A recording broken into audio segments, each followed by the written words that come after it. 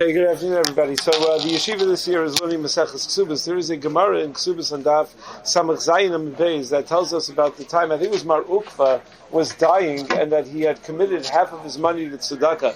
So the Gemara asks, but you're not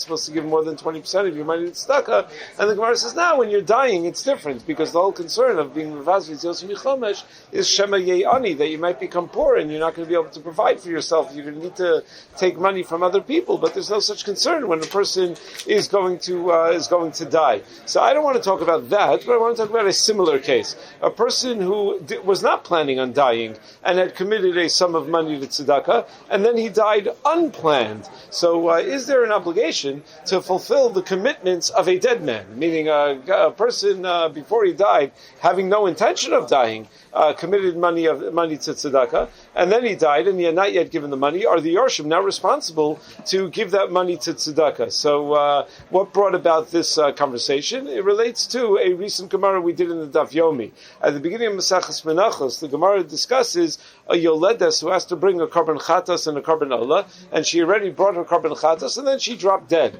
So the Gemara discusses, do the Yarshim bring her korban olah for her? There's the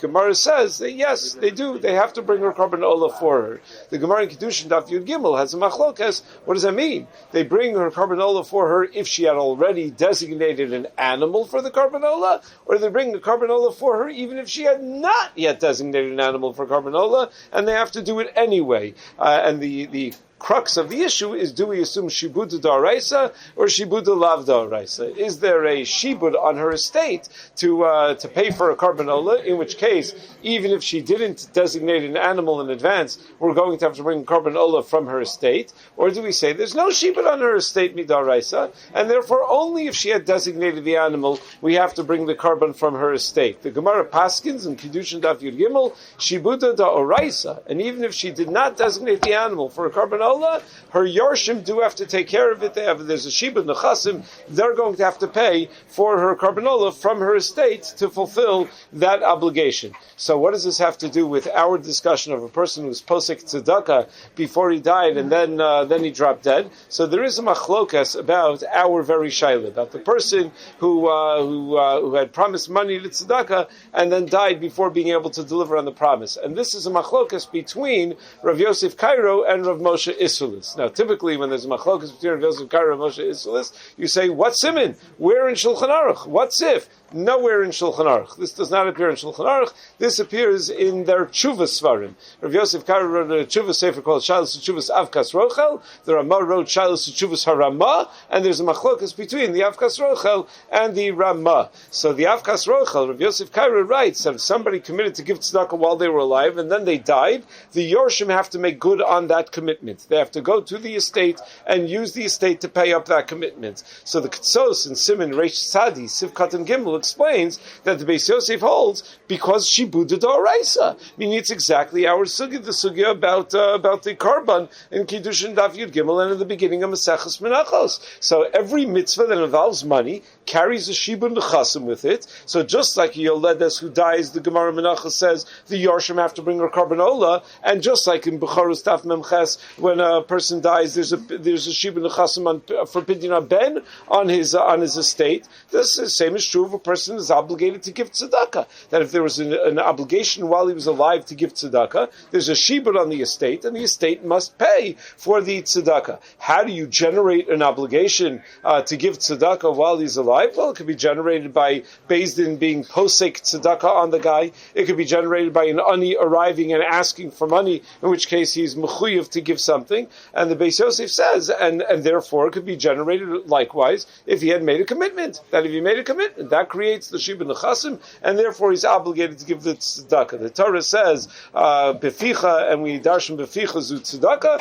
so he has to do vasisa kasher nadarta, that he has to give the tzedakah. That is the avkas rochel. Comes along the Tshuvas Haramah, Simin Memches, Dibra Maskal Vashe'ela Hashlishis, and the Ramah disagrees, and he says, no, the obligation to give tzedakah tzedakah is a chova al gufo shel hanoder. It is a personal obligation that the person who took that neder is obligated in. And it's like any other mitzvah. A dead man is not chayiv in tefillin, a dead man is not chayiv in tzitzis, a dead man is not chayiv in matzah, and a dead man is not chayiv in tzedakah. So he has no obligation to follow through on that commitment. At the end of that Chuvas Ramah, it says the Maram Padua, the Ramah's cousin, agreed with him, that he agreed that there's no obligation. And the Ramah says, and I have a raya from a tshuva in the Rishonim.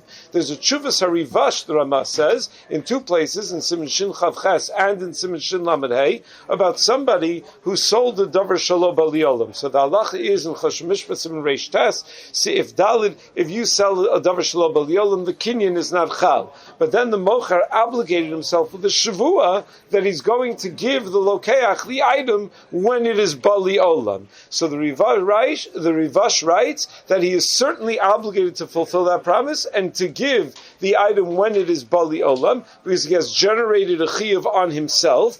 But if he dies, the yorshim don't need to make good on that promise, because it is a chova on gufo shel mocher. It is not a shibud mamon. It's a shavua, a commitment, a promise to do something is a personal chiyuv. It is not a shibud mamon, and therefore, says the Ramah, the same would apply for someone who committed to give tzedakah. You committed to give tzedakah, so you have an obligation, and if there's no you anymore, then there's no obligation anymore. The obligation does not carry over to the estate. The Ketzos argues, though, that the Beis Yosef would respond very simply, that shavua is very different. Shavua is fundamentally not a monetary obligation. It's a mitzvah of Bal Yachal Devaro, an Isser of Bal Yachal Devaro, which usually relates to things like Ochel, or Lo Ochel, I commit to do this, to not do that. The fact that in this case it happens to be a guy made a promise relating to money doesn't change the fundamental nature of it as not being a monetary obligation. Tzedakah, on the other hand, is fundamentally a monetary obligation, and therefore not a chov on the guf ha'adam. It actually carries with it shibud d'oraisa, and that's how the Avkas Rochel undoubtedly would respond, says the Ketzos. Then the Ketzos says, and even the Ramah, why is the Ramah makel over here that the Yorshim don't have to do it? Because there is no shibud on his mammon. Yeah, because it was his own personal promise. It was like the Ramah compared it to a shavua. That's if the Chiyuv Tzedakah was generated by his own personal commitment. But if the Chiyuv Tzedakah was generated by Beis Din being posek on him that he had to give, so then even the Ramah would be moda that it's up to the